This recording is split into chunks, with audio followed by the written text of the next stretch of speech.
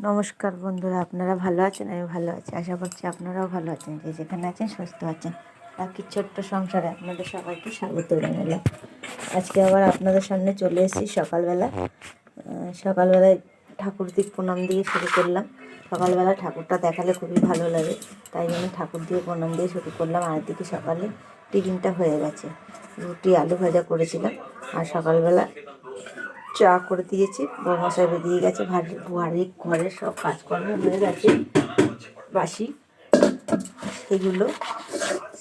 সেগুলো তো আর দেখাতে পারিনি, যেহেতু তাড়াতাড়ি থাকে সেজন্য দেখাতে পারিনি। এদিকে চলে আসলাম, একটু মাথা ব্যথা আশ্রয় নেবো। আর এদিকে নিয়ে ঘুমাচ্ছে, মেয়ের ঘরে মাথা আশ্রাতে আসলাম। মশারিটা টানানো রয়েছে, দেখতেই পাচ্ছেন। আর মাথাটা আশ্রয় নিই, আমাকেও তো বেরোতে হয়, সবাইকেই কর্ম করে খেতে হয়, কর্ম না করলে কিছুই হয় না, তো সবাই জানে। তাই জন্য মাথাটা আশ্রয় নিলাম। আর ওদিকে আমি চার্জারটা রেখে গেছি, চার্জারটা আনতে যেতে হবে। গেটের সামনে রেখে চলে গেছে, যেহেতু সকালবেলা ওর তো পরীক্ষা থাকে, তাই জন্য চলে গেছে। কিন্তু আমি চার্জারটা আনতে গেছিলাম, কিছুক্ষণের জন্য দেখবেন আমাকে দেখা যাচ্ছে না। ওই যে চার্জারটা নিয়ে আসলাম, নিয়ে এসে রেখে দিলাম। রেখে দেওয়ার পরে ছাদে চলে যাবো। কিছু জামা প্যান্ট কেচে দিয়েছিলাম, সেই জামা প্যান্টগুলো ভিজে ছিল, সেই জামা প্যান্টগুলো সব মেলবো। আর দড়িটাও খুব উঁচু করে টানিয়ে দিতে বলেছি, না মাঝে মাঝে দড়িটা ঝুলে যায়, তাই জন্য দড়িটাকে উঁচু করে টানিয়ে দিয়েছি।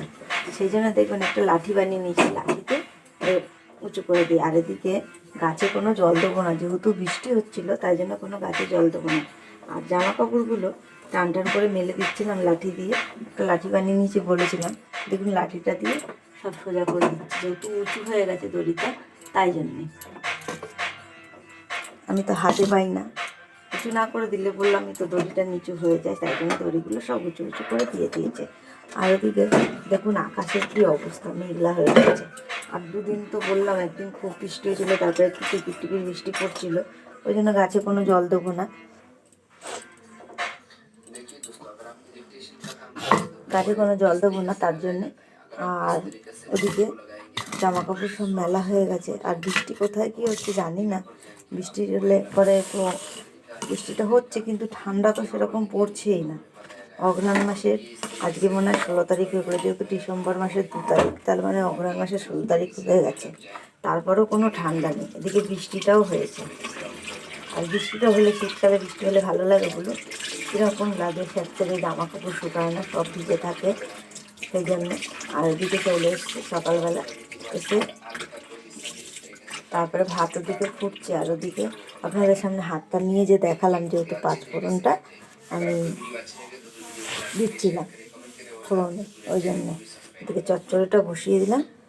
আর গিয়ে তোমার ভাতটা নামিয়ে দিলাম, ভাতটা নামিয়ে দিয়ে ভাতটা উপর করে দেওয়ার পরে কিছু বাইরে থেকে ডাক শুনতে পেলাম।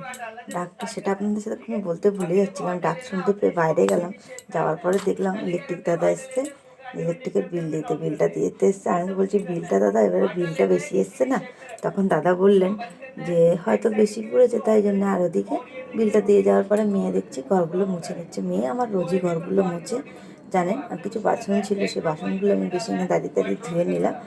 আর কাপ টাপগুলো আমি কী করি, সঙ্গে সঙ্গে ধুয়ে জায়গা মতন রেখে দিই, যেহেতু ধাক্কা লাগলে ভেঙে যেতে পারে। বাসনের ঝুড়িতে লাগলে আমার মেয়ে অনেক সময় বাসনের ঝুড়ি টানাটানি করতে যেয়ে যদি বলি কিছু নিয়ে আয়, তখন টানাটানি করতে যেয়ে জানেন তো সব ভেঙে ফেলে।